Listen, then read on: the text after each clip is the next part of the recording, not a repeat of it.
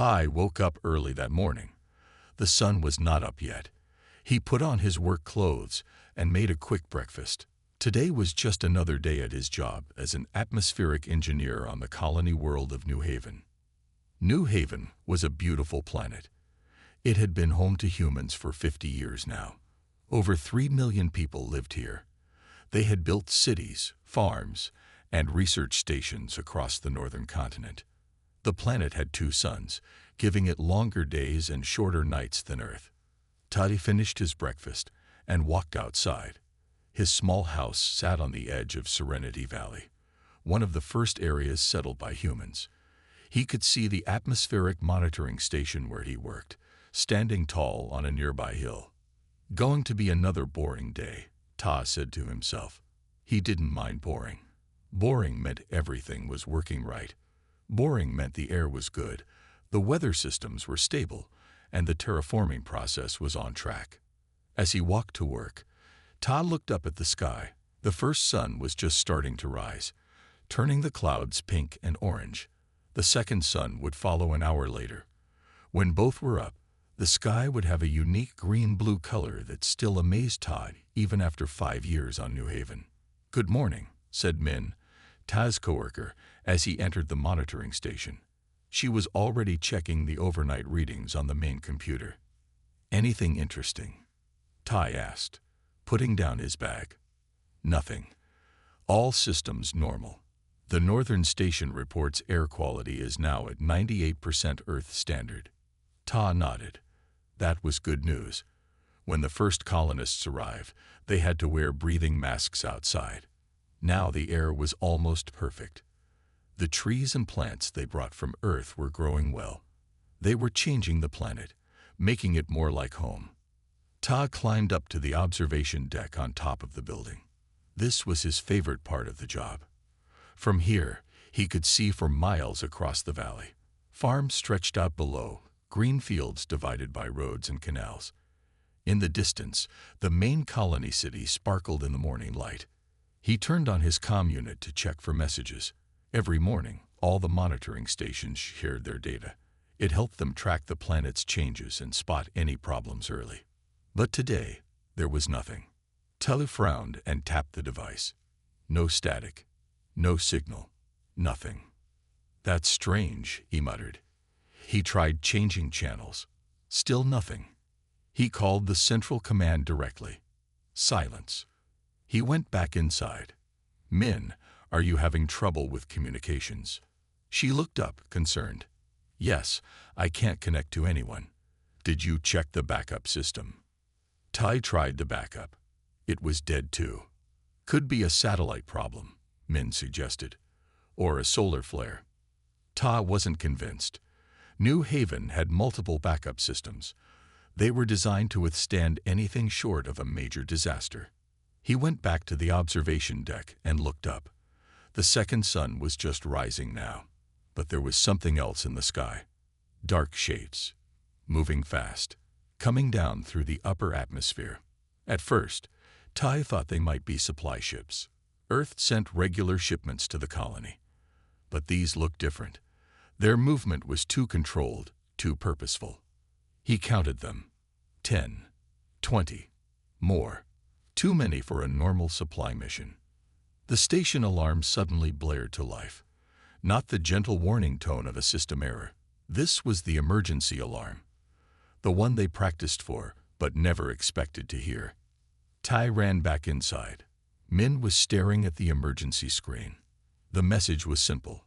"Unknown vessels entering atmosphere. All personnel return to colony center. Initiate defense protocol Alpha." "Defense protocol," Min whispered. "But we don't have any real defenses." New Haven was a peaceful colony. They had a small security force for local issues, not an army. Not weapons that could stop whatever was coming down from the sky. Ta looked out the window again. The shapes were clearer now. Ships. Dozens of them. Their design was unlike anything made by humans. In the colony city, sirens began to wail. Ta saw people running in the streets. The peace that had lasted 50 years was about to end. "We need to go," Ta said. Now. As they rushed to leave the station, Ta heard a sound like thunder. But it wasn't weather.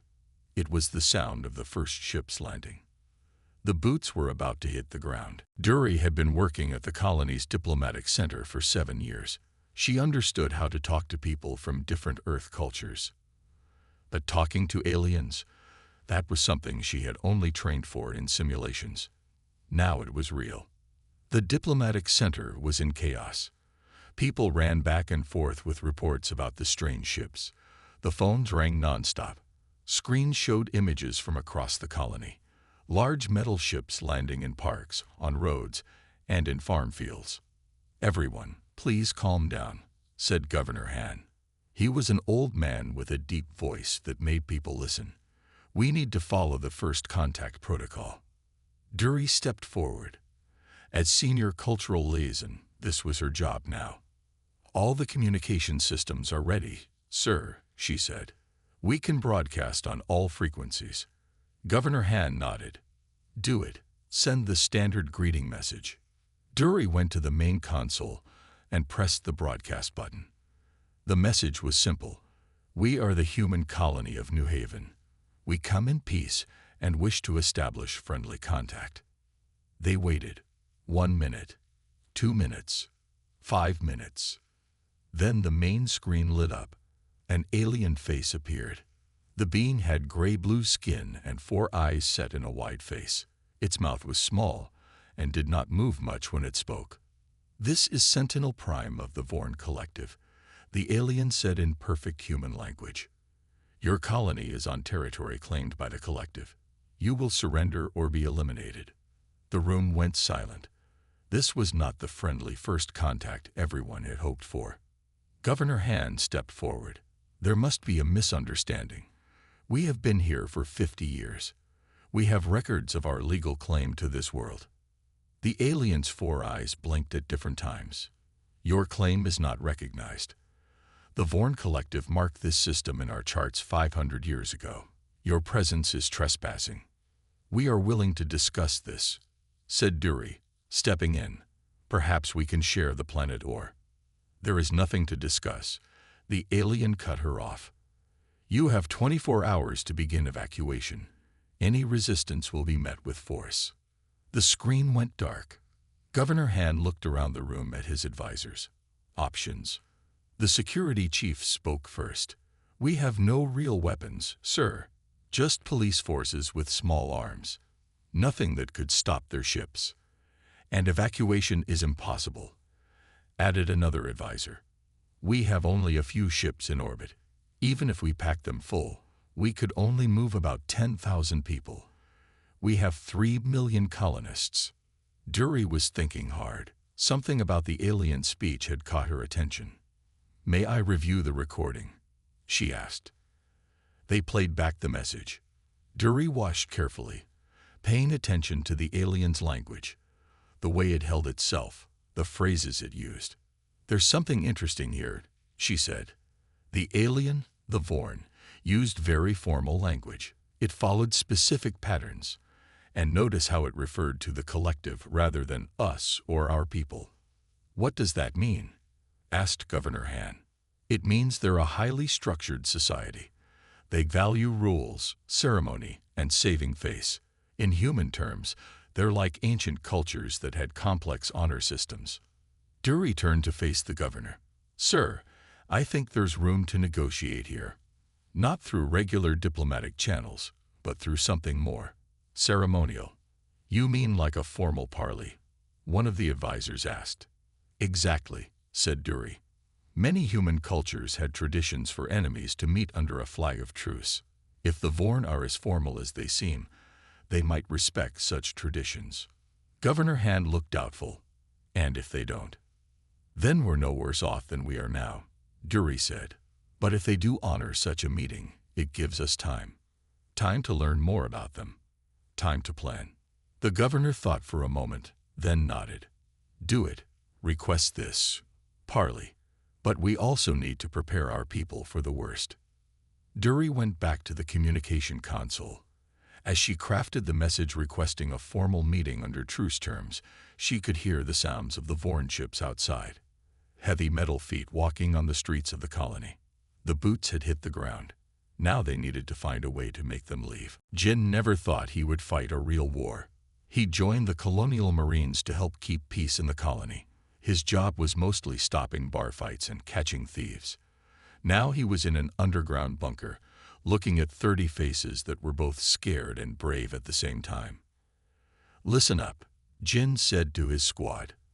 "I know we're not a real army, but right now, we're all that stands between our people and these aliens." The bunker was deep under the colony's main city. It was built as a shelter against storms, not as a military base, but it had power, water, and secure communications that the Vorn couldn't tap into. "What are we going to do, Commander?" asked Sue, Jin's second-in-command. She was a smart woman who used to be a police officer before joining the Marines. Jin pointed to the screen on the wall. It showed a map of the colony with red dots where the Vorn ships had landed. "We can't win if we fight them directly," Jin said. "They have better weapons and armor, but we have something they don't have." "What's that?" asked one of the younger Marines. "We know this planet. It's our home." Jin zoomed in on the map. "Look at where they've landed. They've taken over government buildings, communication centers, and power stations, but they've ignored our farms, water systems, and backup networks." Sue studied the map carefully.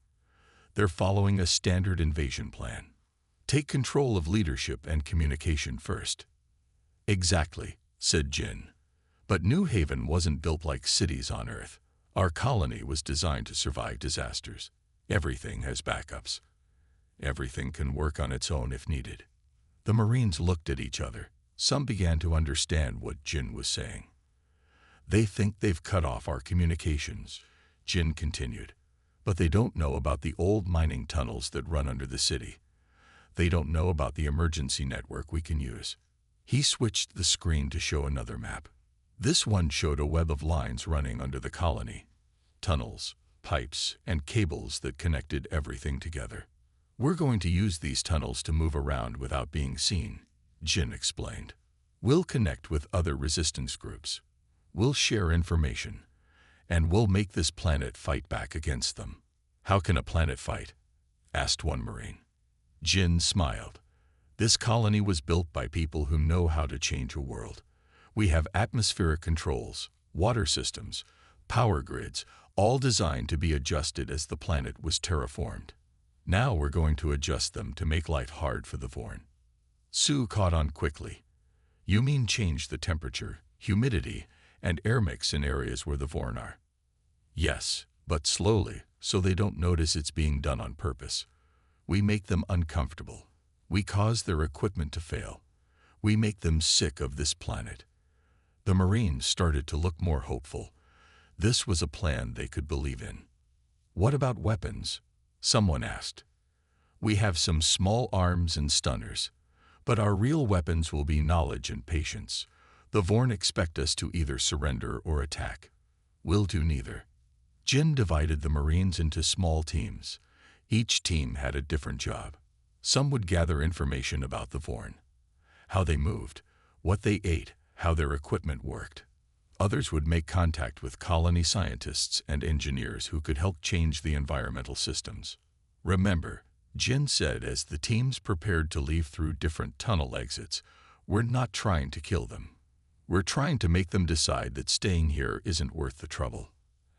As the last team was about to leave, an alarm sounded. The secure communication system was receiving a message. It was from Governor Han.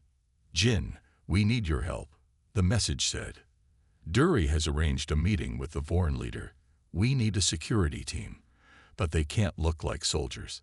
The Vorn agreed to talk, but they don't want to see weapons." Jin looked at Sue. "Looks like diplomacy is still an option. Pick 3 people who can look friendly but fight if needed." The resistance was just beginning. Jin knew it would be a long struggle, but for the first time since the Vorn landed, he felt a spark of hope. Minna never thought her job was exciting. She programmed the computers that controlled the colony's farms. The computers told the machines when to water the plants, what temperature to keep the air, and how much light to let in. It was important work, but not exciting. Now, hiding in a small room deep in the maintenance tunnels, Minna realized her boring job might help save everyone. "You can really do that?" Jin asked her. He looked tired. 3 days had passed since the Vorn arrived, and he had barely slept. "Yes," Minna said. "Every building in the colony has environmental controls. I can change them from here." The room was filled with screens and computers. It was a backup control center, built in case the main one was damaged by storms. The Vorn didn't know it existed. "Show me," Jin said. Minna typed on her keyboard. On the main screen, a map of the colony appeared.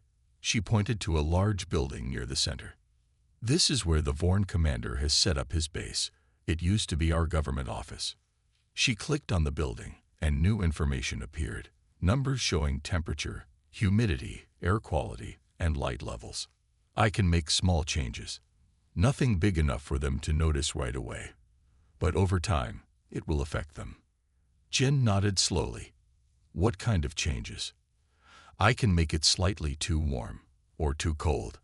I can reduce the oxygen a tiny bit. Not enough to harm them, but enough to make them feel tired all the time."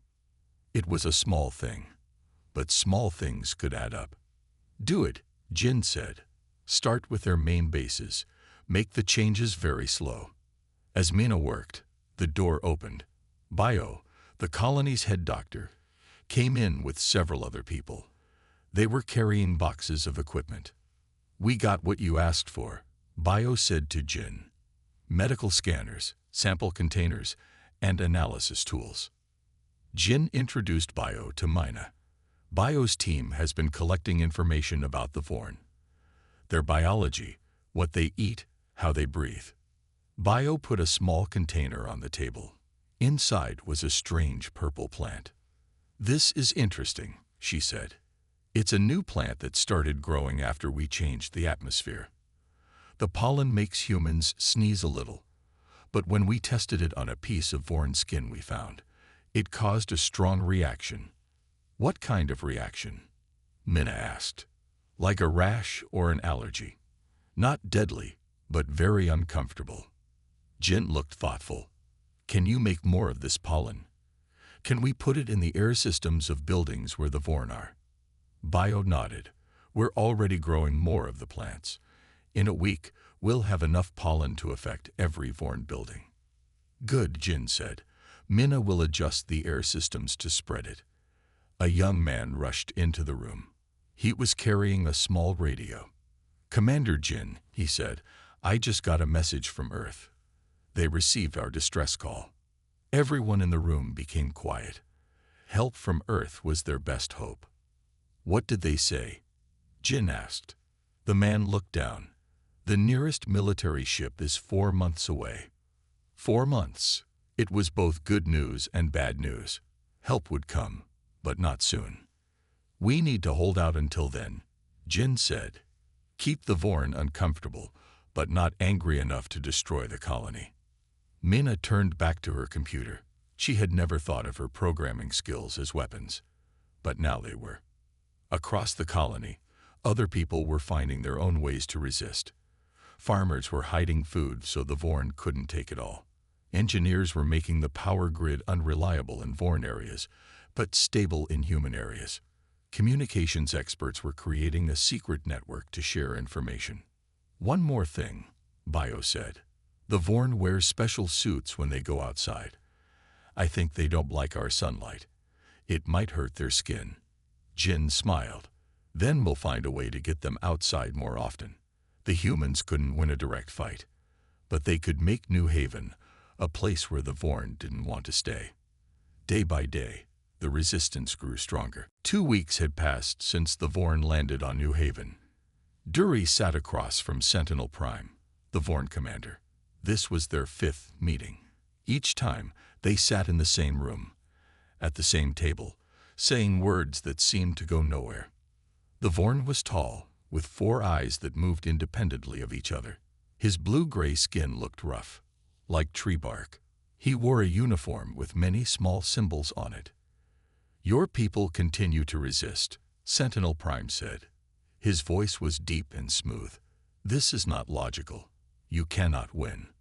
Duri kept her face calm. She had learned that the Vorn respected calm. They saw emotion as weakness. "Humans have many definitions of winning," she replied. "Sometimes survival is victory enough." While she spoke, Duri watched the Vorn carefully. Each meeting taught her more about them. How they moved, how they thought, what words seemed to affect them. After each meeting, she would share everything she learned with Jin and the Resistance. Even small details could be useful. "The collective has conquered many worlds," Sentinel Prime said. "None have resisted for long." "Humans are different," Duri said. "We adapt."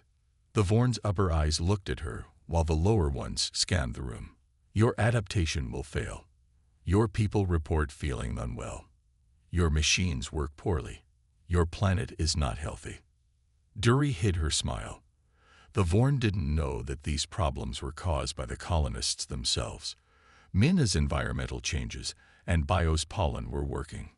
"Perhaps we can discuss terms that would benefit both our peoples," Duri suggested. She had been using a strategy from Earth's history. Humans had fought wars against other humans for thousands of years. They had developed many ways to talk to enemies. Duri was using all of them. She would suggest that the Vorn leaders might be angry if the colony was damaged. She would hint that Earth might send a much larger force if the colony was destroyed. She would imply that humans had hidden weapons or allies. None of these things were true, but they made the Vorn uncertain, and uncertainty was useful.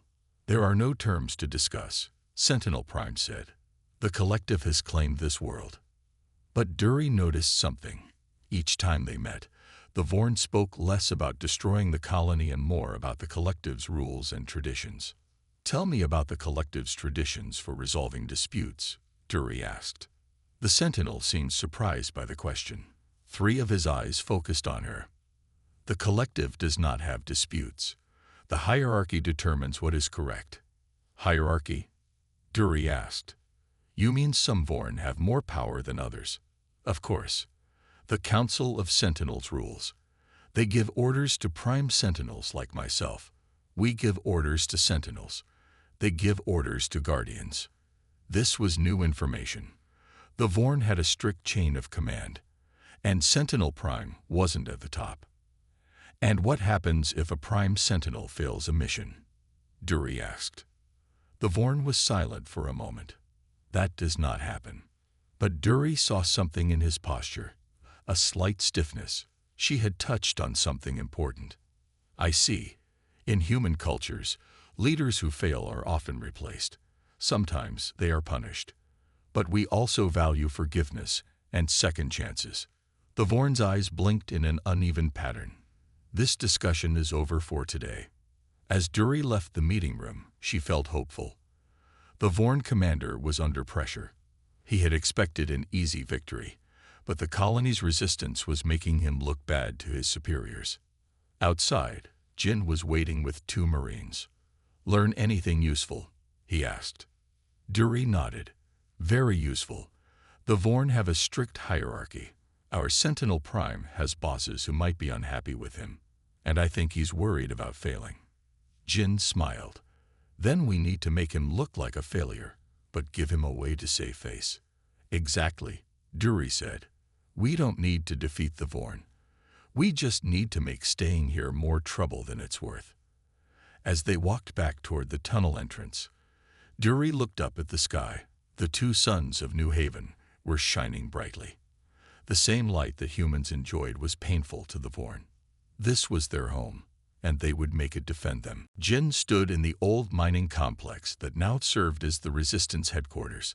A month had passed since the Vorn invasion. All around him, humans worked at computers, studied maps, and prepared equipment. "Show me the latest results," Jin said to Sue, who had just returned from a scouting mission.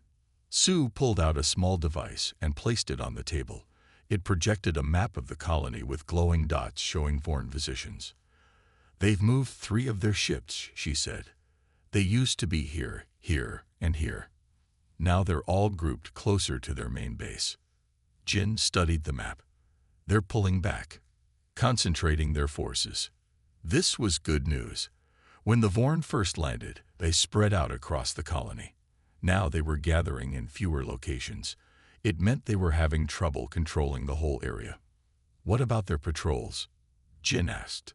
Smaller and less frequent, Sue reported. And they always stay on the main roads now. They won't go into the forests or hills. Jin smiled. The plan was working. The Vorn were becoming afraid of New Haven itself. Minna entered the room, carrying a tablet computer. Environmental control report, she said. All systems are working as planned. For weeks, Minna had been making subtle changes to the air, temperature, and humidity in Vorn-occupied buildings. Each day, conditions got slightly worse for the aliens. Any response from them? Jin asked. They tried to fix the systems twice, Minna said. But they don't understand how our technology works. They made things worse. This was another advantage the humans had. The Vorn were advanced in some ways, but they didn't know how to operate or repair human equipment. When things broke, they struggled to fix them. Bio joined them at the table. She looked excited. The pollen project is working better than we hoped, she said. We've been monitoring Vorn communications. They're talking about something they call planet sickness. Many of their soldiers are getting sick. Jin nodded. Are they connecting it to the pollen? No, Bio said. They think it's something in the planet's natural environment. They believe New Haven itself is making them sick. This was perfect. If the Vorn thought the planet was naturally hostile to them, they might decide it wasn't worth keeping. We have a new weapon too, Bio added. She held up a small device that looked like a metal ball. This is a pollen bomb. When it opens, it releases a concentrated dose of the purple plant pollen. It won't kill a Vorn, but it will make them very uncomfortable for several hours. Jin examined the device. Can we use these to defend our food storage areas? The Vorn have been taking our supplies. Yes, Bio said. We've made 50 of these bombs already. A young woman ran into the room.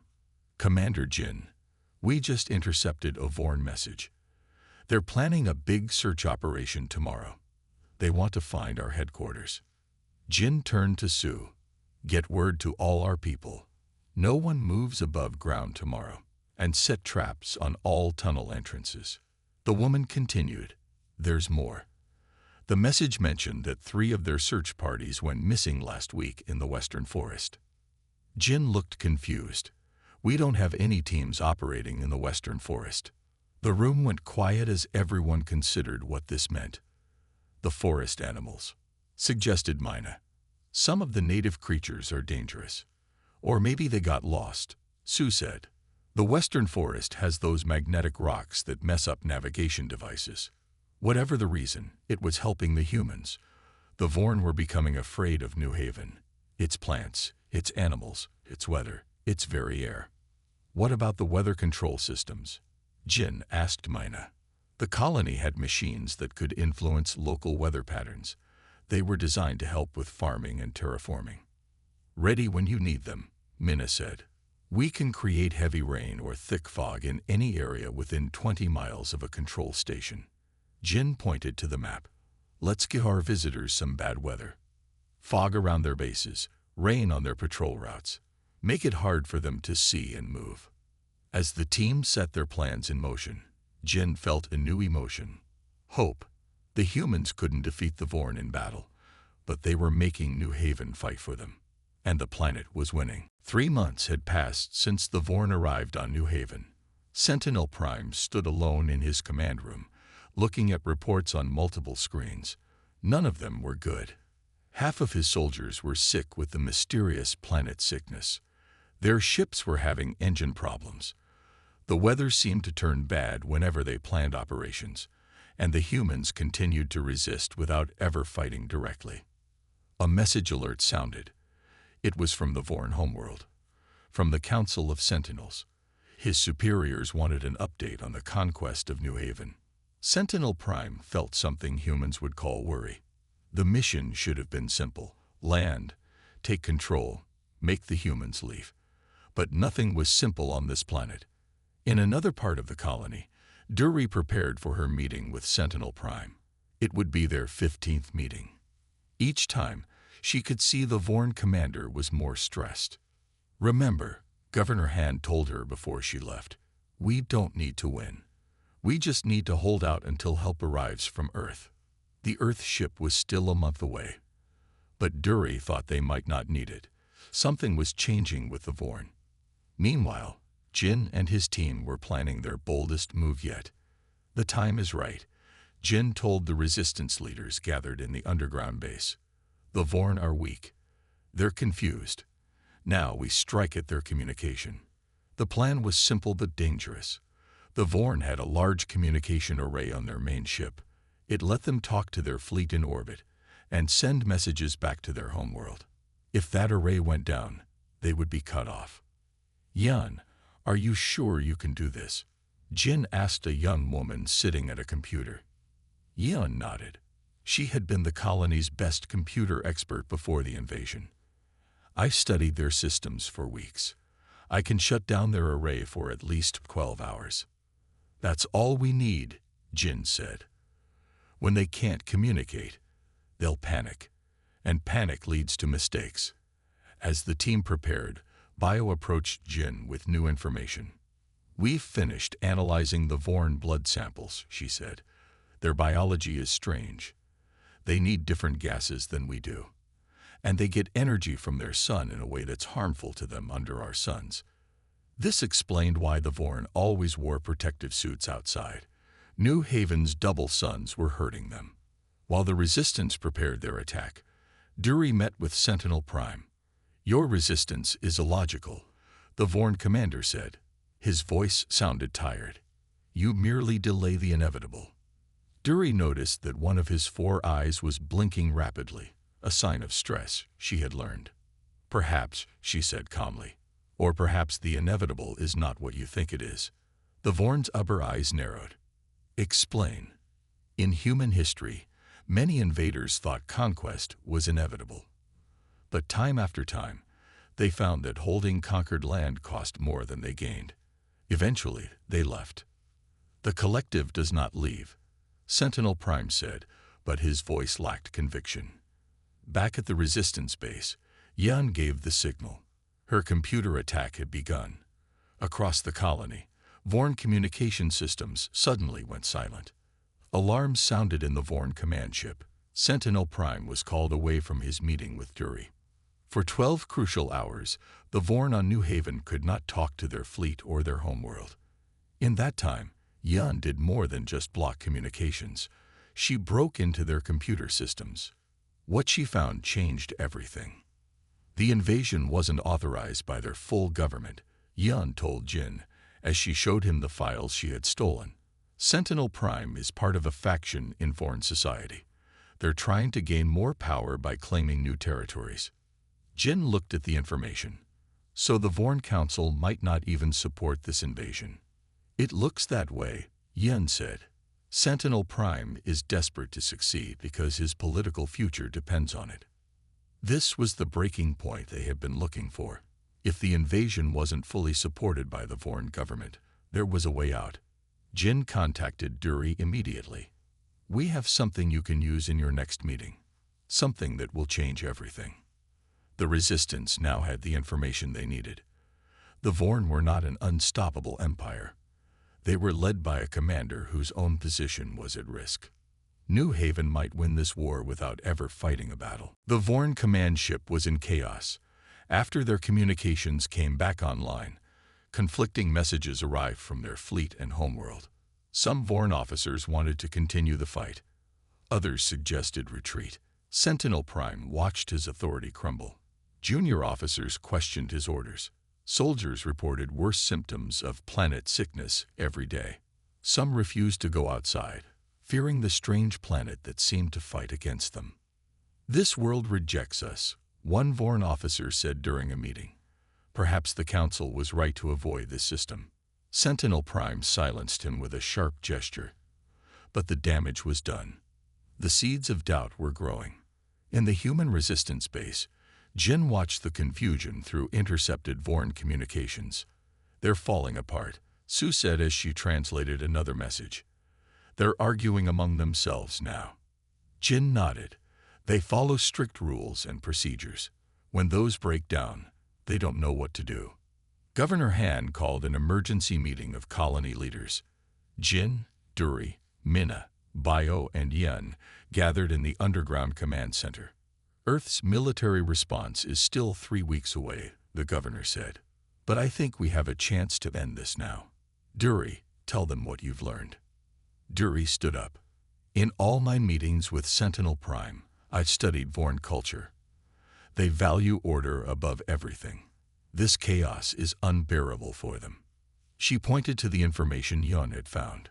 "We now know the invasion wasn't fully approved by their government. Sentinel Prime took a risk coming here.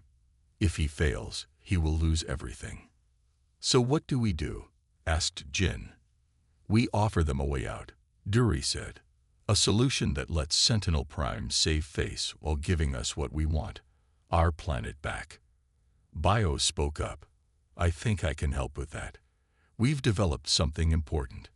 She placed a small vial on the table. It contained a clear liquid. "This is a cure for the planet's sickness," she explained. "It's simple, really. It neutralizes the effect of the purple plant pollen that's been making them sick." Everyone looked at the vial. The plants hadn't naturally caused the Vorn's illness. The humans had used the pollen as a weapon. But the Vorn didn't know that. "We offer them the cure," Duri said. "We tell them we've lived on this planet for decades and learned how to adapt to its dangers. We offer to share this knowledge." Jin understood immediately. So instead of being defeated, Sentinel Prime can tell his leaders that he made a scientific discovery, something valuable. "Exactly," said Duri. "And in exchange, they recognize our right to this planet and leave peacefully." Governor Han looked around the room. "This could work, but we need one more thing to make our position strong. Yun, can you disable their weapon systems?" The young computer expert thought for a moment. "Not all of them, but I can create problems with their targeting systems, make them unreliable for about 6 hours." "Do it," the governor ordered. "We want Sentinel Prime to feel vulnerable when we make our offer." The plan was set. While Yun launched her cyber attack on the Vorn weapons, Duri would request an urgent meeting with Sentinel Prime. The next day, Duri sat across from the Vorn commander. She could see the stress in his posture and the uneven blinking of his 4 eyes. "I bring a proposal from Governor Han," she said calmly. Sentinel Prime's upper eyes focused on her. "What proposal?" "We understand you've been suffering from what you call planet sickness. Many of your soldiers are ill. Your equipment is failing." The Vorn commander didn't deny it. "We have lived on this planet for 50 years, Duri continued. "We've learned how to survive here, how to adapt." She placed the vial of clear liquid on the table. "This is the cure for the planet's sickness. We offer it to you, along with our knowledge of this world. In exchange, we ask for peace, recognition of our right to New Haven." Sentinel Prime stared at the vial with all 4 eyes. And Duri added, "We won't share with your council that this mission was not fully authorized."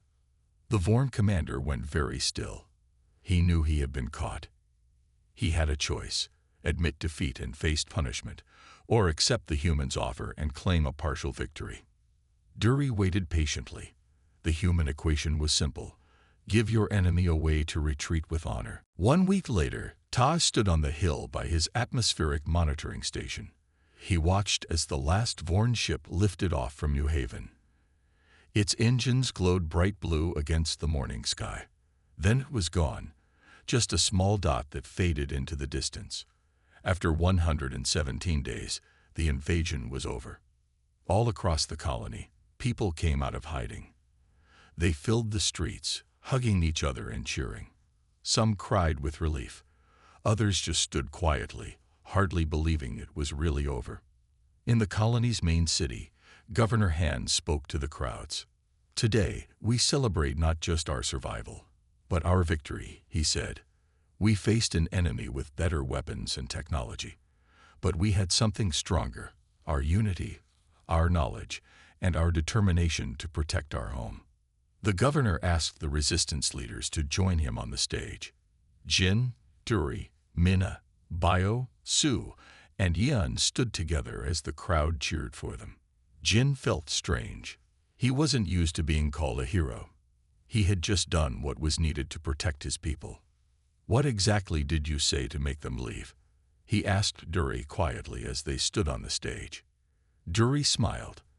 I gave Sentinel Prime a story he could tell his leaders. I said we would share our adaptation technology with the Vorn. In exchange, they would recognize our right to this planet and 5 nearby star systems. 5 systems. Jin was surprised. That's more than we asked for in our planning meeting. Always ask for more than you expect to get, Duri said with a small smile. It's a basic rule of negotiation. The celebration lasted all day and into the night. But there was also much work to be done. Buildings needed repair. Farms had been damaged. The colony systems needed to be reset to normal operations. 3 days after the Vorn left, a group of engineers found something strange in one of the abandoned Vorn ships. It was a small device with strange writing on it. Yan studied the device and discovered it was a translator. It contained information about many different alien species and their languages. This is incredible, she told Governor Han. The Vorn have met at least 12 other intelligent species. We're not alone in this part of the galaxy. The governor looked concerned. Are any of them dangerous? Should we prepare for another invasion? Yan shook her head. Most seem peaceful. They trade with each other. The Vorn were unusual in their aggression. This was good news. Humans might find allies among the stars, not just enemies. 1 month after the Vorn departure, the military ship from Earth arrived. The captain was surprised to find the colony at peace. We came to fight a war, he said to Governor Han. But it seems you've already won it without us. Not without cost, the governor replied. But yes, we found a way to defend ourselves that didn't require traditional warfare. The Earth ship brought news that other human colonies wanted to learn from New Haven's experience.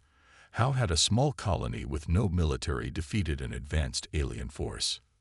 Jin, Duri, and the others spent weeks writing down everything they had done. Their methods became known as the New Haven Doctrine of Defense. Other colonies began to prepare similar systems and strategies, just in case. 6 years later, something unexpected happened. A Vorn ship appeared in orbit around New Haven, but this time it came in peace. Duri, now the colony's chief diplomat, met with the Vorn representatives. They explained that major changes had happened in their society. The old aggressive leaders were gone. New leaders wanted peaceful relations with humans. We have much to learn from each other, the Vorn diplomat said. Ta, who still worked at the same monitoring station, watched the sky that day. He remembered how the peace had crashed when the boots hit the ground 6 years ago. But now, perhaps, a new and better peace was beginning. On his desk at home, he kept a small piece of metal, a fragment from a Vorn boot found after they left. It reminded him that humans could face any challenge, adapt to any threat, and find a way to survive. Peace had returned to New Haven, and this time it would last.